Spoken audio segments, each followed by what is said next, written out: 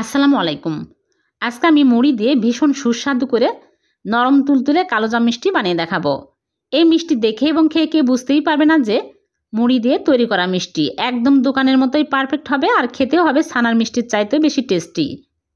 আশা করছি আপনাদের সবারই ভালো লাগবে। ভালো লাগলে লাইক কমেন্ট শেয়ার করে দেবেন। তাহলে চলুন রেসিপি শুরু করি। প্রথমে একটা বোলের মধ্যে নিয়ে নিচ্ছি মুড়ি 3 কাপ। নরম মুড়ি হলে হবে, মুচমুচে মুড়ি হলে হবে। এখন আমি এই মুড়ি ব্লেন্ডারে গুঁড়া করে নেব।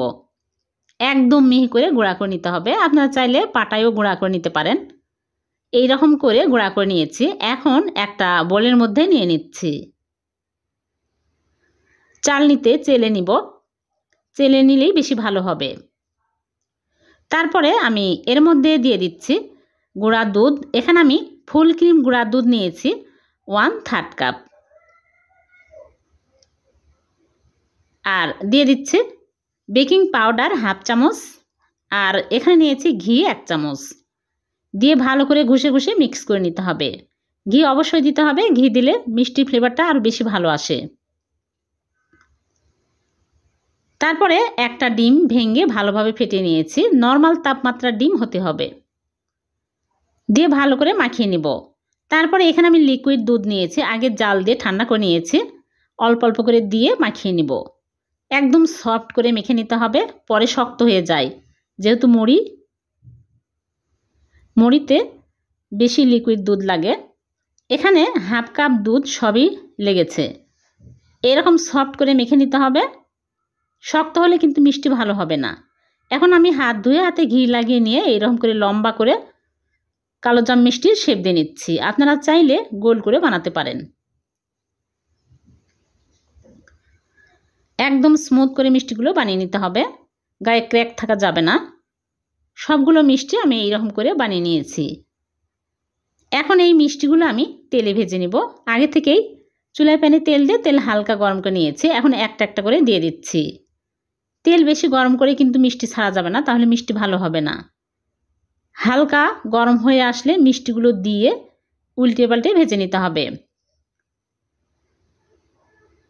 দেখুন আস্তে আস্তে মিষ্টিগুলো ফুলে বড় বড় হয়ে যাচ্ছে।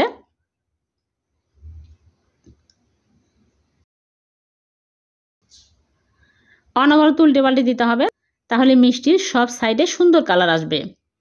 আমি কালো জামের কালার করে মিষ্টিগুলো তুলে নিচ্ছি। সবগুলো মিষ্টি ভেজে তুলে নিয়েছে। এখন এক সাইডে রেখে দিচ্ছি ঠান্ডা হওয়ার জন্য। আর এদিকে চিনি শিরা তৈরি করব। এর জন্য চুলায় প্যানে নিয়ে নিচ্ছি 1 কাপ চিনি। আর পানি দিয়ে দিচ্ছি 2.5 কাপ। এলাচ দিয়ে দিচ্ছি 2টা। এখন আমি জাল করে বলক তুলে নিব। জাস্ট একটা বলক উঠে আসলেই মিষ্টিগুলো দিয়ে দিতে হবে। মিষ্টিগুলো এখন ঠান্ডা আছে। গরম মিষ্টি গরম শিরার মধ্যে দেওয়া যাবে না।